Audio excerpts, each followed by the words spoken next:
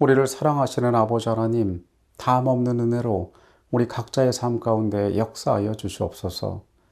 주의 안에 거할 때에만 우리에게 안전이 있음을 고백합니다. 주님, 주님의 돌보심 가운데 우리가 살아가길 원하니 말씀으로 깨우치시고 우리로 지혜롭게 하여 주시옵소서. 이 시간 우리가 주의 선한 뜻을 분별하기를 원합니다. 성령께서 우리의 길의 안내자가 되어 주시옵소서. 예수 그리스도 이름으로 기도합니다. 아멘. 하나님께서는 이스라엘의 통치자가 되기 원하셨습니다. 그런데 사람들 스스로가 자신들의 왕을 세우고 하나님의 곁을 떠났습니다. 결국 그들은 이방인의 손에 넘겨지게 되었습니다. 우리의 처음 조상들은 생명나무의 열매를 먹으며 하나님의 통치로부터 떠나갔습니다. 오늘은 우리가 다니엘 2장에 나오는 세상 나라들의 모습을 살펴보게 될 것입니다. 오늘의 주제는 다니엘 2장입니다. 하나님께서는 그분의 백성이 바벨론의 포로로 잡혀가 있는 동안 선지자 다니엘을 통하여 하나님의 백성과 이 세상 왕국 사이에 있을 일에 대한 가장 분명한 설명들을 보여주셨습니다. 다니엘서 2장은 우리에게 매우 익숙한 장입니다.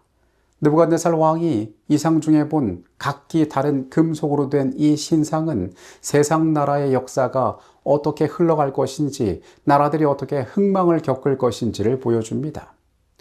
이 이상은 여러 가지 관점에서 우리가 바라볼 수 있습니다. 이 가운데 우리가 먼저 기억해야 할 것은 하나님의 백성 이스라엘은 그들 스스로의 주권을 이제 잃어버렸다는 것입니다.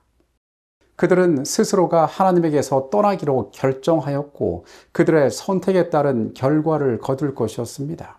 그리고 그 경험 가운데에서 그들은 새로운 교훈을 배우게 될 것이었습니다. 더 이상 그들은 세상의 중심이 되지 못하였습니다. 열방 중에 흩어짐을 당하였고 이방의 땅에 포로로 끌려가게 됩니다. 그들 주변을 둘러싸고 있던 열강들 가운데 여러 세월 동안 고통을 겪다가 최종적으로 바벨론에 의해 멸망당하게 됩니다. 다니엘서 2장 31절에서 35절에는 이 이상에 대하여 나오고 있습니다. 왕이여, 왕이 한 큰 신상을 보셨나이다. 그 신상이 왕이 앞에 섰는데 크고 광채가 매우 찬란하며 그 모양이 심히 두려우니 그 우상의 머리는 순금이요 가슴과 두 팔은 은이요 배와 넓적다리는 노시요 그 종아리는 쇠요 그 발은 얼마는 쇠요 얼마는 진흙이었나이다.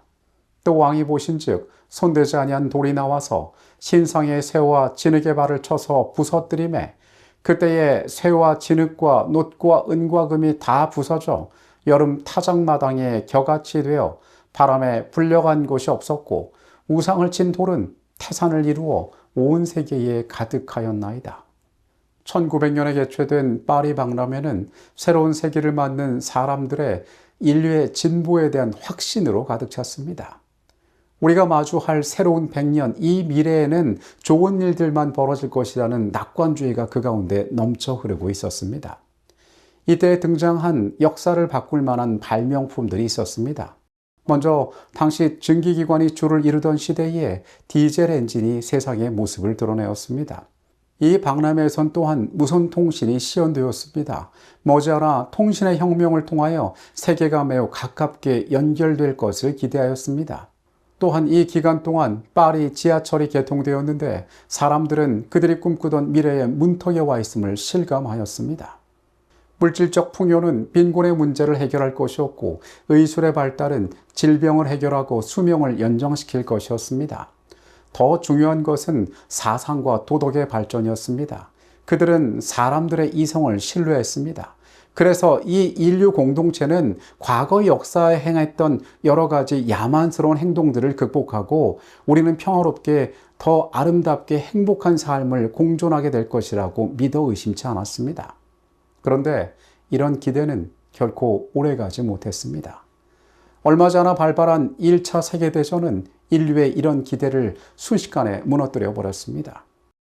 1차 세계대전 기간 가운데 죽은 사망자는 2천만 명에 달했고 얼마 지나지 않아 벌어진 2차 세계대전은 그보다 훨씬 더 많은 8천만 명의 사망자를 냈습니다. 그리고 그들이 아름다운 풍요의 시대가 될 것이라고 기대했던 이 20세기 말까지 인류의 2억 명이 이 전쟁으로 말미암아 목숨을 잃는 야만적인 사건이 그 세기에 벌어졌던 것입니다. 인류는 기술적인 면에서는 진보했을지 모르지만 도덕적으로는 결코 그렇지 못했습니다. 기대와 달리 인간의 이성은 결코 좋은 곳으로 가지 않았던 것입니다. 찬란한 문명이 만들어낸 기술적 진보는 사람을 죽이는 일에 가장 유용하게 사용되었습니다. 1차 세계대전에 등장한 기관총과 화학무기는 인류가 이전에 보지 못했던 대량 살상을 가능하게 했습니다.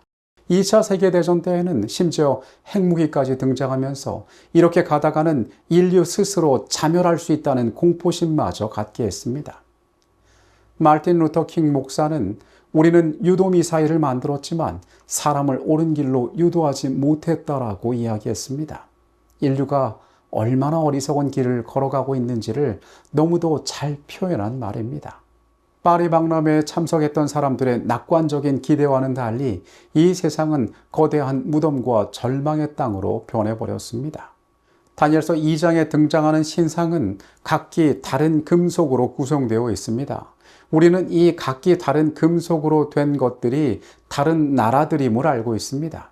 그런데 이 신상에 사용된 금속이 가장 가치 있는 것에서 제일 가치 없는 것으로, 금에서 은으로, 은에서 노스로, 그리고 이 노시 철로 절하되어 결국에는 철과 흙만 남는다는 것에 우리는 주목해 봅니다. 우리는 보통 일반적으로 시간이 지날수록 모든 것이 더 나아진다라고 믿고 있습니다. 지난해 나온 제품보다 올해 나온 제품이 더 좋은 것이고 사람들이 만드는 것은 점점 진보한다고 생각하고 있습니다.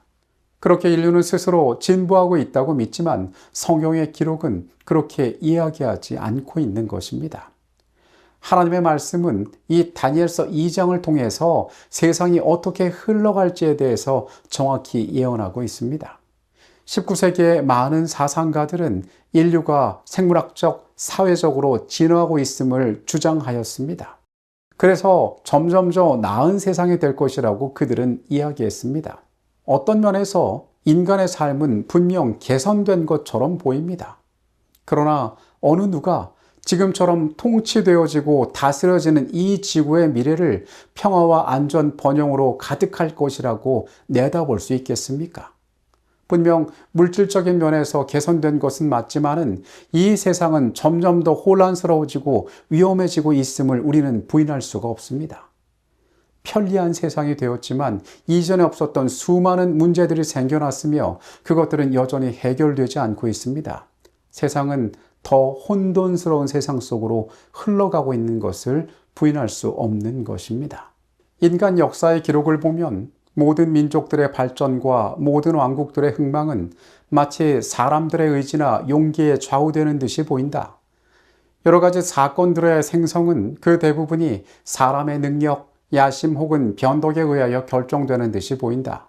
그러나 하나님의 말씀인 성경에는 휘장이 열려 있어서 거기서 우리의 무대의 상부와 배후를 보며 또한 인간의 이해관계와 권력과 욕망의 일체의 승부를 통하여 자비심이 충만하신 하나님의 대리자들이 묵묵히 또 인내성 있게 하나님의 목적을 달성하기 위하여 일하고 있는 것을 보게 되는 것이다.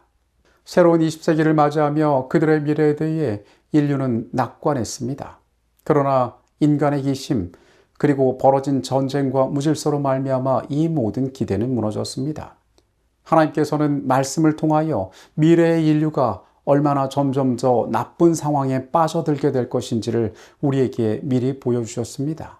그 모든 가치들이 금에서 은으로, 은에서 노스로 내려오는 것처럼 점점 더 쇠퇴하게 될 것이라고 이야기하신 것입니다. 모든 세상 나라에는 흥망이 있습니다. 사람이 세운 나라는 영원하지 않습니다. 이상을 본 느부갓네살은 잠시 그의 나라가 영원하기를 꿈꾼 적이 있었습니다. 그러나 사람이 세운 나라는 그 끝이 이미 예언되어 있습니다. 느부갓네살이 꾸었던 그 꿈의 결국은 영원한 하나님의 나라로 맞춰지게 되어 있습니다. 우리는 이것을 기억해야 할 것입니다. 지식의 탐구, 과학의 연구에 동반된 큰 악은 이것을 연구하는 자들이 너무 흔히 종교의 신령한 성격을 보지 못하는 것이다. 세상의 현명한 사람들은 마음에 역사하는 하나님의 영의 감화를 과학적 원칙으로 설명하고자 시도해왔다. 이 면에서의 가장 작은 발전이 영혼을 회의론의 미로 가운데로 인도할 것이다. 성경의 종교는 단순히 경건의 비밀이다. 어떤 사람의 마음도 그것을 완전히 이해할 수 없다. 그러므로 개심하지 못한 마음에는 전혀 이해될 수가 없다. 우리는 세상적 관점이 아닌 하나님의 관점으로 이 세상을 바라보아야 합니다. 영적인 시선으로 세상의 일들을 바라볼 때에 우리는 하나님께서 세상을 어떻게 바라보시며 이 인간 세계의 운명이 어디로 흘러가는지를 깨달을 수 있을 것입니다. 하나님께서 통치하시지 않는 세계는 결국 허무함으로 가득한 멸망으로 향하는 곳임을 우리는 발견해야 합니다. 하나님께서는 예언을 통하여 미리 될 일을 우리에게 보여주셨습니다. 우리는 사람이 통치하는 이 세계의 일들이 어떤 결말을 향하여 가는지 바라보고 그 가운데 중요한 교훈들을 발견해야 할 것입니다. 하나님의 통치 아래 있는 것이 우리에게 얼마나 중요한 것인지 다시 한번 확인하는 한 날이 되시기를 바라겠습니다. 기도하시겠습니다. 주님, 이 땅의 운명을 우리는 더 좋아질 것이다, 더 나은 길로 갈 것이라 낙관하지만 세상의 운명이 금속의 가치가 하락하는 것처럼 점점 파멸로 가게 될 것임을 우리에게 보여주셨습니다. 말씀의 교훈을 우리가 기억하게 하여 주시옵소서. 세상의 운명을 올바로 바라보게 하여 주시옵소서. 하나님의 뜻을 벗어나 인간의 손길로 세워진 그 나라들이 어떻게 멸망의 길로 갔는지 오늘 우리가 봅니다. 오늘 우리를 교훈하시기 위한 주의 선한 뜻을 분별하게 하여 주시옵소서. 우리가 주의 안에 거하기를 원합니다. 주의 통치 아래 살아가길 원합니다. 하나님, 우리의 심령을 새롭게 하시고 우리의 시선을 주를 향하여 고정하게 하여 주시옵소서. 이 하루에 우리의 모든 시간 가운데 같이 하여 주시옵소서. 예수 그리스도 이름으로 기도합니다. 아멘.